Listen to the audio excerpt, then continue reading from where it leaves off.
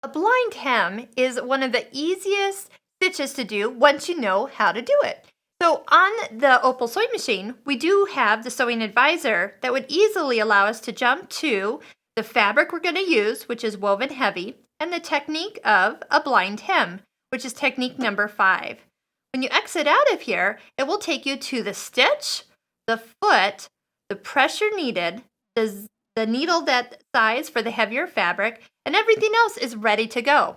It's also stitch number 19 in row 1. If you knew what you were looking for, you could come in here and choose row 1 and 19.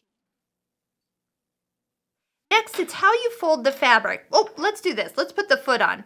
Foot D is recommended. And D is actually quite unique. You're going to notice that it has a small toe and a big toe. The small toe is actually taller or higher above the big toe. And when you actually set this up for a blind hem, you're going to notice that on the left side, that's the side that has more fabric. So to fold your blind hem, you're going to go ahead and fold your fabric and press in the hem that will be the final length of your project. Then, what I sometimes like to do is put it so I can see the full side, then pull the fabric back to expose the hem along the edge.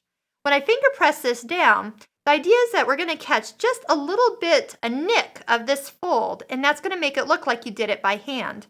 The way this is going to be guided is we're going to lower down the presser foot and put the fold right in where the foot breaks apart, where the big toe and little toe are. The needle is actually hovering over the left side of the fabric. So if you want, you can hand turn and see if that needle is actually going to catch that fold when you start to stitch. And it's just going to jump over and catch a little bit of that fabric all the way down. I'm really just keeping this fold hugged up against the big toe as it travels down the fabric.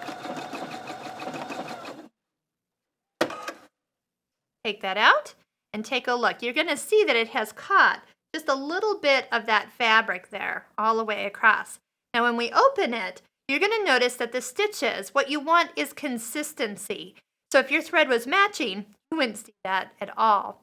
Now, if your fabric was finer and you adjusted and told the sewing advisor you were working on a finer fabric, it would have adjusted for a different width of stitch. It wouldn't have had such a bigger bite that it does on the woven heavy fabric.